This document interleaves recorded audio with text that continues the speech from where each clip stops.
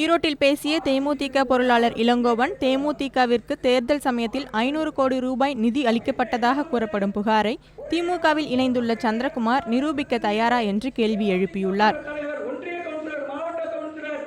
அவ்வாறு அவர் நிரூபித்தால் கட்சி பொருளாளர் பதவியிலிருந்து தாம் விலக தயார் என்றும், சந்திரகுமாரால் நிரூபிக்க முடியாவிடில் அரசியலை விட்டு விலக வேண்டும் என்றும் இளங்கோவன் சவால் விடுத்துள்ளார்.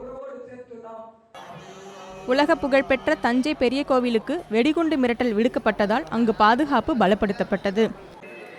சென்னை கட்டுப்பாட்டு அறைக்கு நேற்று அதிகாலை வந்த மர்ம தொலைபேசியில் கோவிலுக்குள் சக்தி வாய்ந்த வெடிகுண்டு வைக்கப்பட்டுள்ளதாக தெரிவித்து இணைப்பு துண்டிக்கப்பட்டது.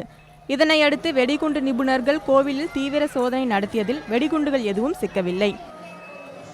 இதன் பின்னர் இது வெறும் புரளி என்று உறுதி செய்யப்பட்டது. எனினும் கோவிலுக்குள் செல்லும் பக்தர்களிடம் போலீசார் தீவிர சோதனை நடத்தினர்.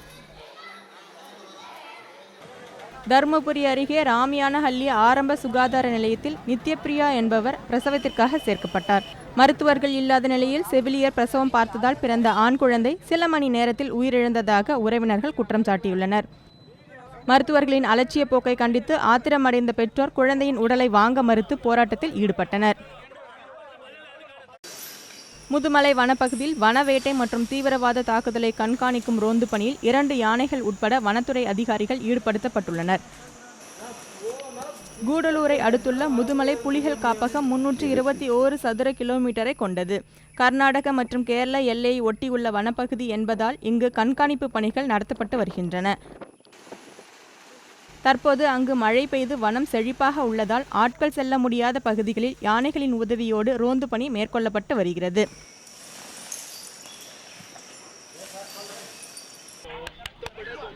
சென்னை கேனல் கிளப் மற்றும் கொடைக்கானல் கேனல் கிளப் இணைந்து பிரையன் பூங்காவில் நடத்திய நாய் கண்காட்சியில் வைமன், ஜெர்மன் ஷெப்பர்ட், ராட்வில்லர், பீகல் உள்ளிட்ட 45 வகையைச் சேர்ந்த 270 நாய்கள் பங்கேற்றன.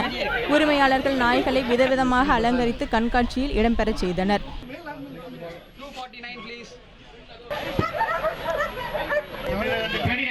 எஜமானர்களின் கட்டளையை ஏற்று உடனடியாக செயல்பாட்டில் இறங்கிய அசத்திய நாய்கள் போட்டியில் வெற்றியை தட்டிச் சென்றன. பல உயரங்களில் பல விதங்களில் வலம் வந்த நாய்களின் வண்ணமிகு கண்காட்சி பார்வையாளர்களை வெகுவாக கவர்ந்தது.